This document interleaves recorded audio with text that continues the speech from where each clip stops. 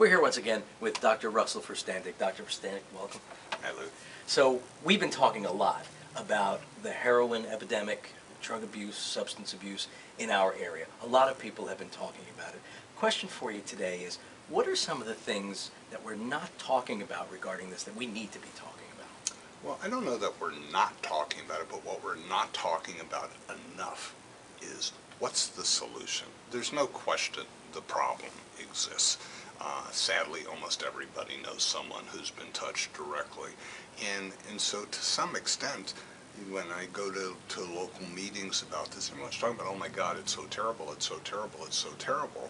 But what about, okay, it is terrible, what do we do to fix it? And that's what I'm not really hearing a lot of, and that's actually where I'm trying to focus my message. There are solutions. Sadly, they're not as easy as some people think, but if you really want to get to the end point, meaning that opiates have moved truly into your history, there are absolutely ways to do that. Now there are, as we talked about, a lot of people having a dialogue about this, but isn't there still a separation with a lot of people feeling like it may be somebody else's problem when we call it a drug abuse problem instead of everybody's problem? Of course that's true. Sadly, that's less true than it used to be. It's really, it used to be, oh, it doesn't happen in my neighborhood, it doesn't happen in my family. And now, I think the statistics are really clear.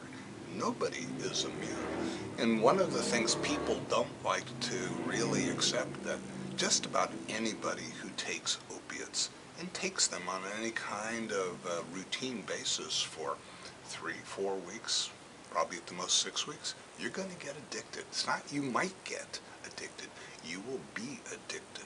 And once you are addicted, then the situation becomes way more complex. Not impossible, and I want to keep stressing it. There's always a way out, but boy, oh boy, is it more difficult. And so therefore the message is, let's stop them before they get there, because it's way easier. What you don't know doesn't talk to you. And once you know opiates, they are your best friend, sadly. Well, you are bringing a message, not only a message of what's going on, but a message of hope. And you're bringing that message of hope throughout our area. Tell us about that. Well, first of all, you're absolutely right, and thank you for bringing it up. The hope part is really important because, as I said, nobody is talking about a solution, and so to many people it feels like there is no solution, when in fact there really is. It's just not, oh, I'll do this tomorrow and by next Wednesday the problem will be gone. There are real physiologic and anatomic changes that take place in anybody's brain, regardless if the doctor prescribed the opiates for you, whatever reason you started. Too much opiates changes your brain, and until your brain comes back to where it was before the opiates, you got a serious problem.